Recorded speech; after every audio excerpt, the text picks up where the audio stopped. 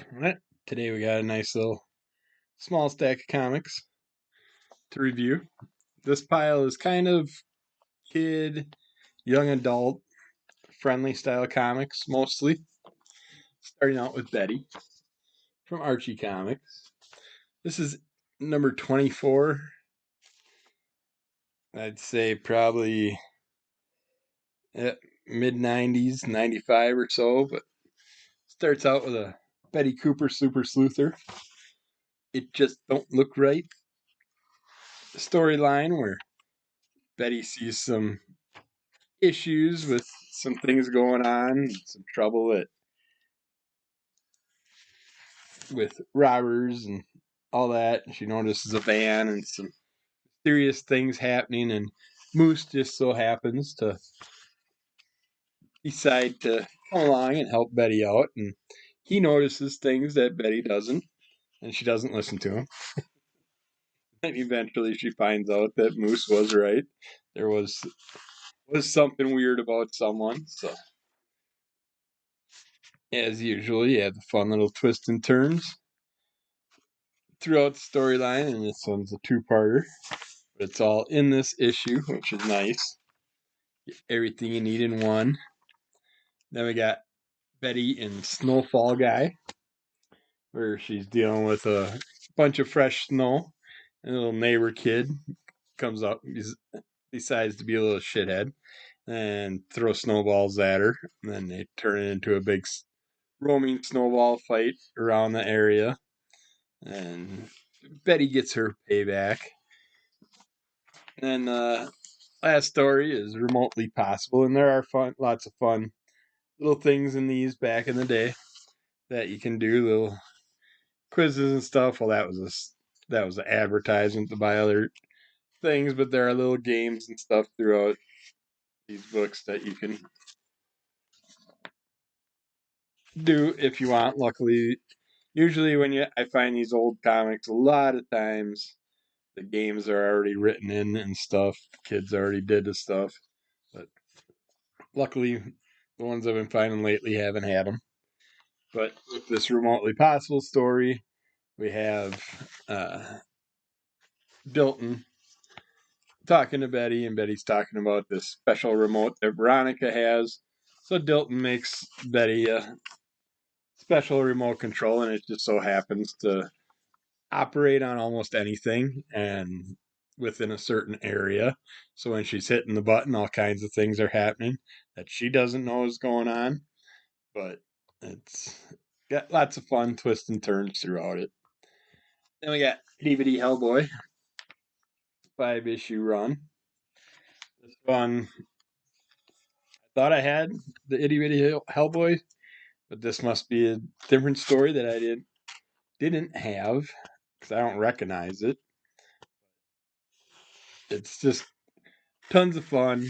You get all the little Hellboy characters you know from all the storylines put into their itty bitty forms, and it's just, I don't even know who this one character is. The one I haven't figured out yet is this character that's like a cloud that's inside this suit, and when he sneezes and the cloud flies out, the suit just collapses because his little cloud body, that's a protective suit that keeps him mobile, but he's got a cold, so itty bitty Hellboy sticks him in a jar. They add a bunch of soup, chicken soup to the suit, and then put him back in it to hopefully help him deal with his problems. Uh, but yeah, it's like all the characters that you know and love from the Hellboy stories are portrayed in these, and there's Lobster Johnson. It's just it's very fun, very enjoyable, and with our Abe character here dealing with our Golem character, that everybody ends up with this outfit. playing with this outfit, sticking it on their bodies, and then they find out that that's his underwear. So he likes running around naked, so constantly losing his underwear. You're finding it. Different characters picking it up and getting it. And it's just, yeah.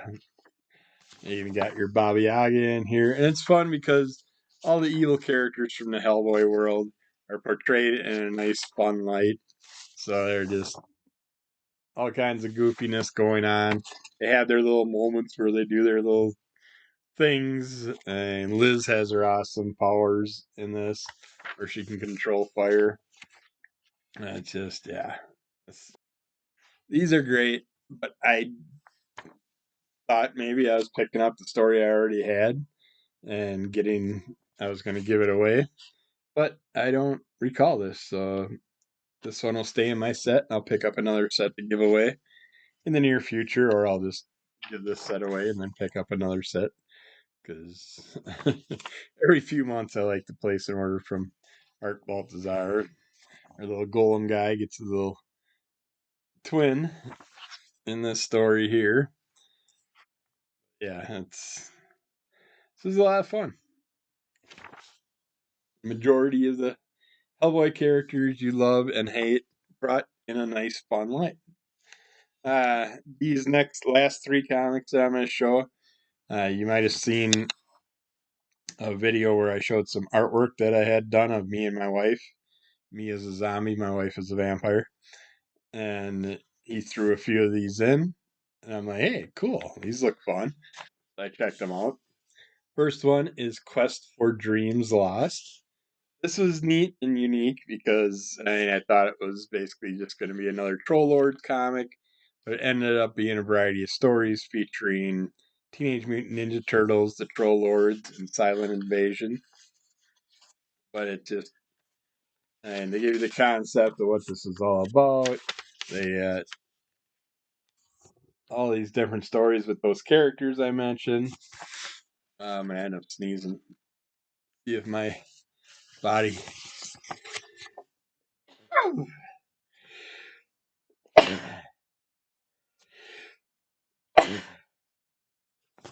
Ooh, excuse me. There's usually a fourth one.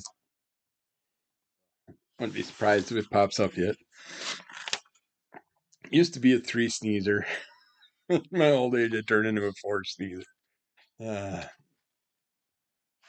but yeah, it was a fun Teenage Mutant Ninja Turtle story, and then the Silent Invasion. I know nothing about these people, but the story was unique, kind of like a noir type story.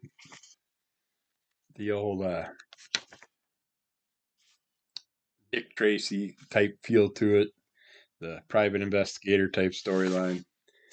But yeah, it was a nice introduction to a variety of different characters, variety of different artwork, and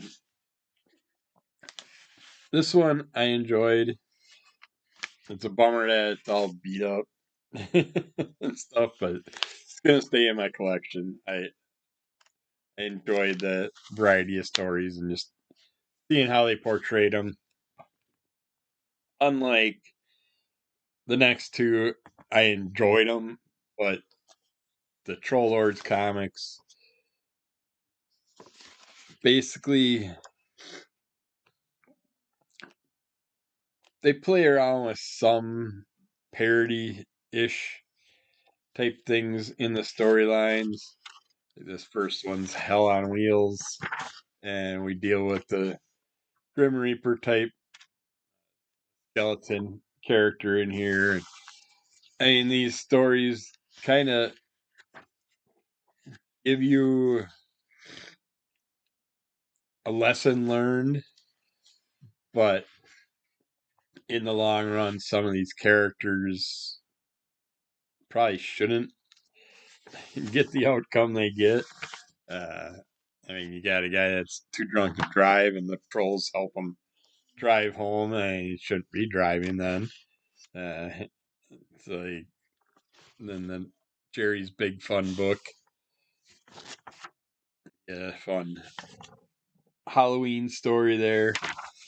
One fearful night, but it's not really a fun story because it kind of gets into some abuse issues.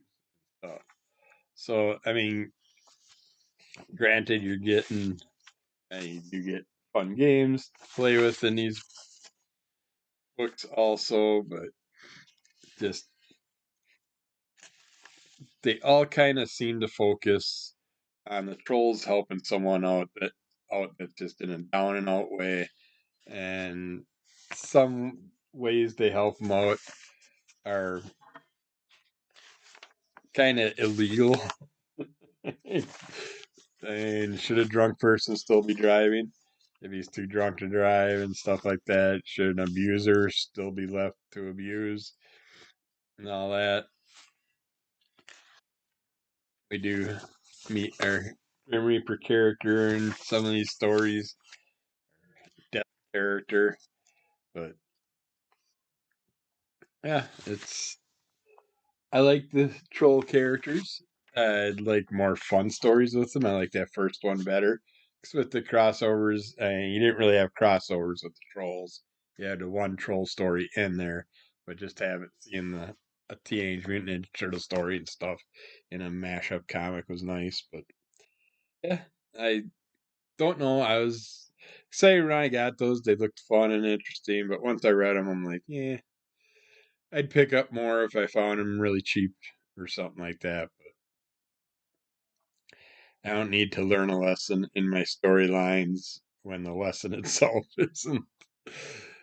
isn't fully safe and good for the environment. I guess you could say. But yeah, that was a fun little stack of comics. So subscribe, rate, review, tell a friend, help us get some likes, and we'll keep putting stuff out there for you. Uh, check out Crimson Color Comic Club. Keep following Under the Color of MS, and we'll get back with more comics soon. Bye.